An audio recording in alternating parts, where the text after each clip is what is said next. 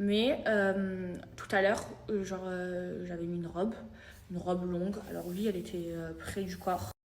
Et en fait, on m'avait fait culpabiliser de l'avoir mise.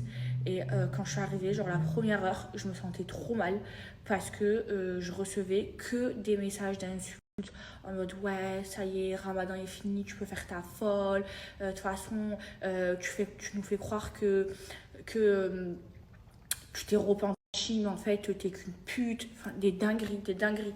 Tout le monde m'insultait. Jusqu'à ce que je demande à Mila de me prêter une abaya parce que je me sentais trop mal. Alors qu'à la base, je me sentais trop belle dans ma robe. Ben là, limite, je me sentais moche, je me sentais mal à l'aise. Et j'avais juste une envie, c'était de me changer.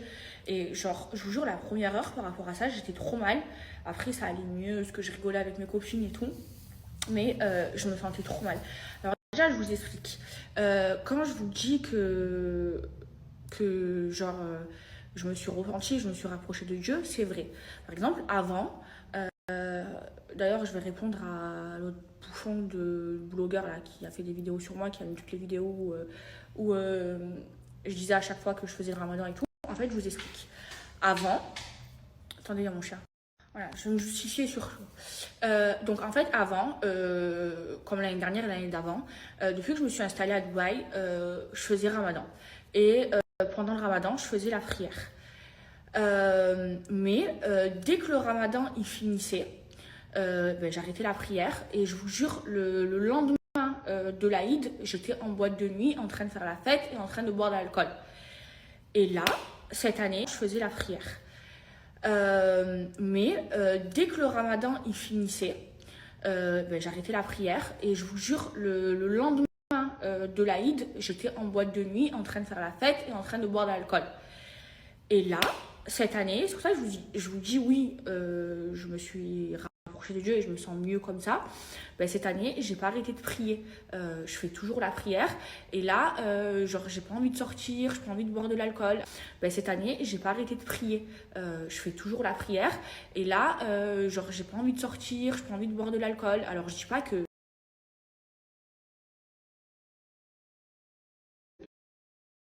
je vais arrêter de sortir ou que je vais arrêter l'alcool, hein. Mais je dis juste que par rapport aux années précédentes, je continue la prière et je me sens bien comme ça. Et j'ai envie toute l'année de continuer à faire la prière. Et je me dis que peut-être qu'en faisant la... En fait, avant, je vous explique. En fait, avant, je me disais, mais en fait, ça sert à rien que je prie parce que je bois de l'alcool, je m'habille sexy. Enfin, voilà, je suis pas une bonne musulmane, donc ça sert à rien de prier. C'était ce que je pensais avant. Et maintenant, ce que je pense, c'est que peut-être que si je continue à prier et que je demande à Dieu de me rapprocher de lui, je vais changer petit à petit. Mais j'ai pas envie d'arrêter la prière. Et donc là, je continue la prière. Et franchement, ça me fait du bien. Regardez, aujourd'hui, voilà, j'ai pas bu d'alcool, j'ai pas envie d'aller en boîte de nuit. Je dis pas que dès que le ramadan il était fini, j'avais juste envie, c'était d'aller me démonter en boîte de nuit. Parce que pendant un mois, je buvais pas d'alcool. Vous comprenez? Et le changement, en fait, je vais le faire petit à petit. Mais en fait, vous n'avez pas besoin de me juger comme ça sur tout ce que je fais. Et vous m'avez tellement démonté, vous m'avez mis mal à l'aise, j'étais pas bien. Alors déjà, en ce moment, je suis pas bien, parce que ça fait 2 jours, je suis sous la maline, là j'arrête, ça me défonce le cerveau. En plus, vous en rajoutez une couche, je vous jure, tout à l'heure, j'étais vraiment mal. Donc, tout le monde me disait, mais question Maëva, question, on ne te reconnaît pas, j'avais pas envie de rigoler, limite j'avais les larmes aux yeux, genre vous m'avez rendu malade jusqu'à que je culpabilise, et jusqu'à ce que je demande à Mila de me passer une abaya, je me sentais trop mal. Alors déjà, je vais aussi vous dire quelque chose d'autre. C'est que, en fait, mon corps, il est pulpeux. C'est-à-dire que vous allez prendre une tenue, vous allez la mettre sur moi et sur une fille skinny, donc sans forme, ça n'aura pas le même effet. Sur moi, ça fera sexy, sur elle, non.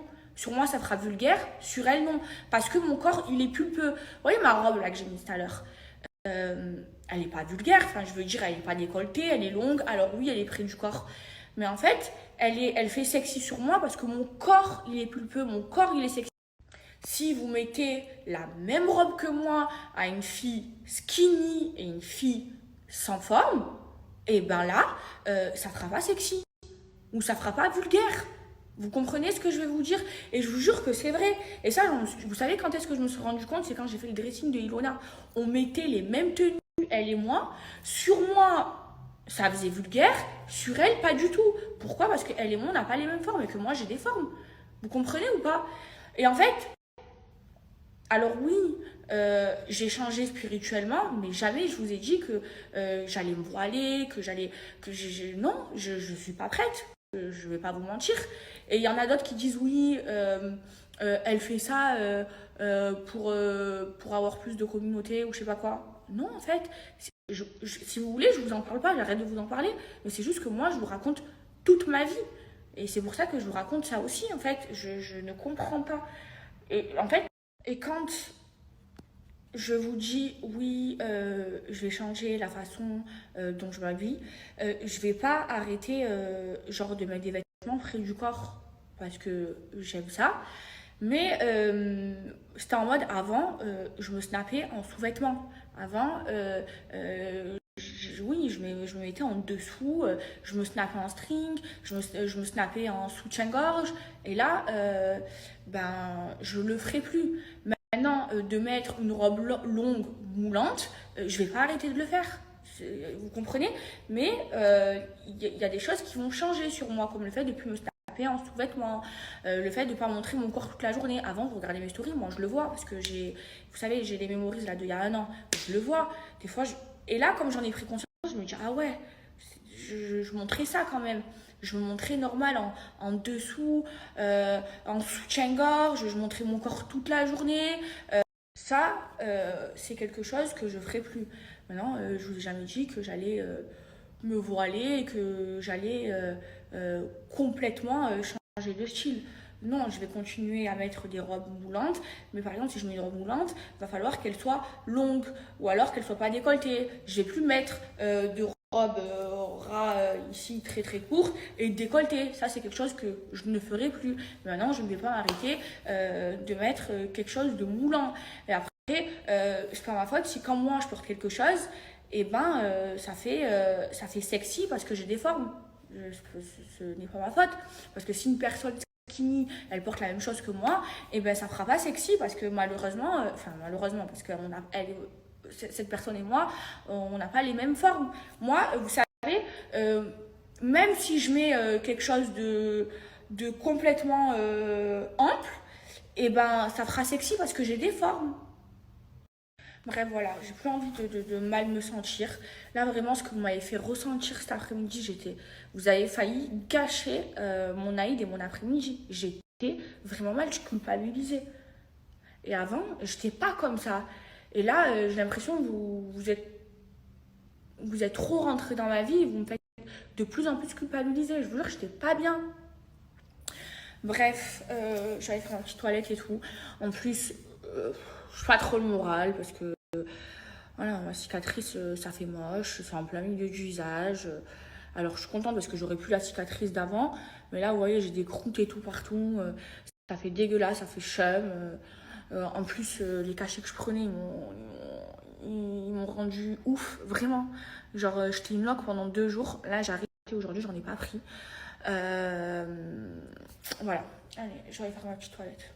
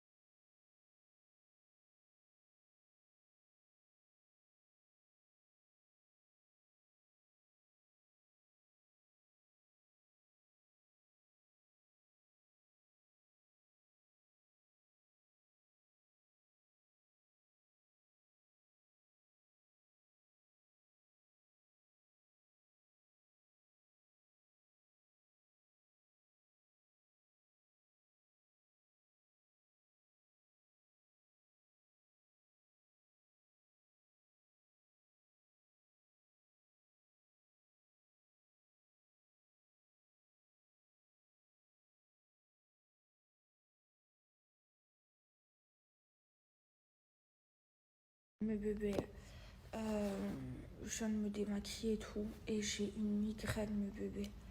Une migraine. J'ai les yeux qui vont exploser, ils vont sortir de mes orbites. J'ai trop mal. Je sais pas ce que j'ai trop mal à la tête. Genre, mon téléphone, j'arrive même plus à le regarder. Donc j'éteins la lumière. Je me repose. Tellement j'ai mal à la tête, je peux même plus vous lire là. Faut que je pose mon téléphone. J'ai trop mal à la tête.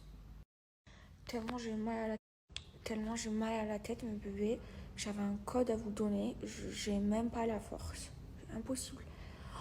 Je sais pas ce que j'ai. Je sais pas si c'est à cause de mon opération, si c'est à cause des médicaments que j'ai pris. Tout à l'heure, chez Mila, j'ai pris un Doliprane. Ça passe pas. Et j'ai eu la migraine déjà cette nuit. Donc, du coup, je vais me poser un petit peu là. Je vais poser mon tel. Donc, du coup, je vais me poser un